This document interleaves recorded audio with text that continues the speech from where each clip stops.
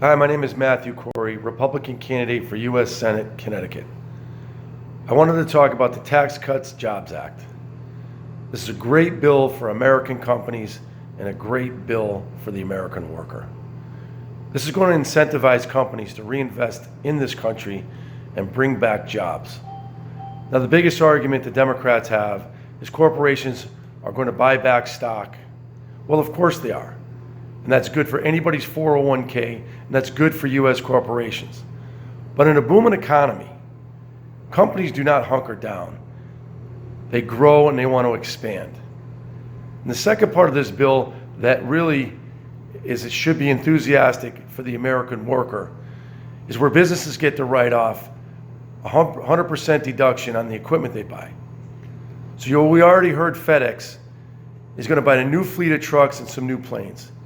That's great for Boeing, and it's great for Pratt & Whitney, who builds those engines.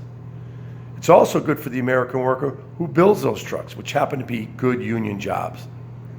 So if you're a company like a construction company, a manufacturer, or you want to rehab your building, these are all good jobs for the American worker. Who builds tractors, harvesters, payloaders, bulldozers, dump trucks, tractor trailers?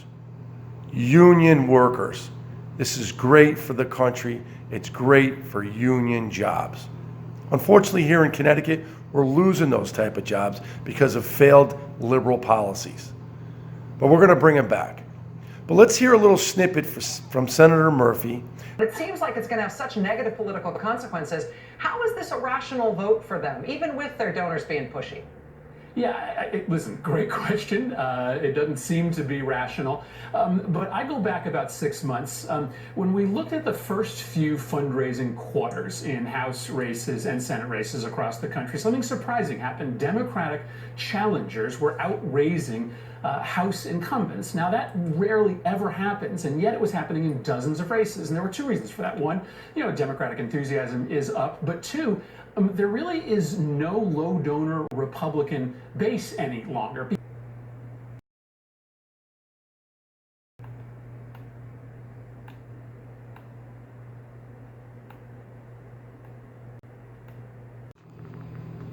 Well, Senator Murphy, if you have connections to those big donors that are donating to the Republican Party, I would sure like their phone number, because I'm sure not getting that. But if you look at your PAC that's raised over $1 million from some of the largest corporations on Wall Street,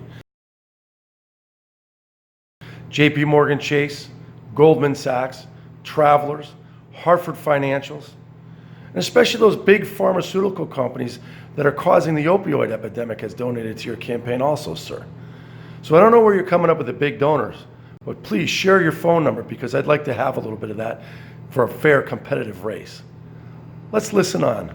If your prediction is right and Democrats do take the House and Senate after the midterm elections, do you think that Democrats would try to overturn this bill? Absolutely. We have to. I mean, given the assault that's occurring here, especially on the East and the West Coast, I would hope that we would take a look at the entirety of the bill. Listen, the corporations in my state, they wanted a corporate tax cut, but none of them were expecting to have the corporate tax rate dropped to 20%. They would have been thrilled if they got the tax rate below 30%. Now, this is coming from a guy that went to law school for banking and real estate, and someone who couldn't even manage his own finances because he couldn't pay his mortgage. But while everybody else was suffering with mortgage payments, Senator Murphy took advantage of the connections he knew and got some mortgage forgiveness. So Senator Murphy must be living under a rock, because he doesn't understand Connecticut and how many U.S. corporations are leaving. We just lost GE to Massachusetts. Aetna moved to New York. There's actually Medtronics down in New Haven moved most of their corporation over to Ireland because of the corporate tax rate. So coming from a guy that doesn't understand finances, because we're losing jobs. So I don't know what he wants to return to the middle class, but I know I'd like to return jobs to the middle class, the ones that we lost. Let's hear a little more. And so there is plenty of room to go back into this bill to make up some money and return it to the middle class and the working class that's losing out here. And of course, what we haven't talked about is the repeal of the individual mandate, which is going to increase everybody's premiums by 10% compounding every year, so that conveniently in year 7 of this bill, your premiums will have doubled and your standard deduction will have gone back to its previous levels. Okay, Senator Murphy, our premium is already doubled, and I would enjoy if my insurance went back to the previous premiums that I was paying. And 13 million Americans are going to have a choice whether to buy insurance or whether not to buy insurance.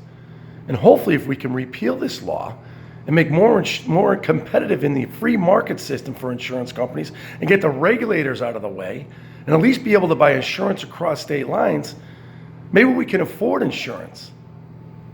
I'm fighting for the working class in the state of Connecticut, and I'm fighting to bring jobs back.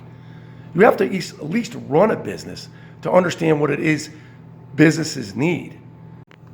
My name is Matthew Corey, Republican candidate for U.S. Senate. Miley and myself would like to wish everyone a very Merry Christmas, Happy Hanukkah, or whatever holiday you celebrate this festive season, and please keep our brave military men and women our thoughts and prayers, and anybody that's in harm's way. Thank you, and God bless you. And God bless America.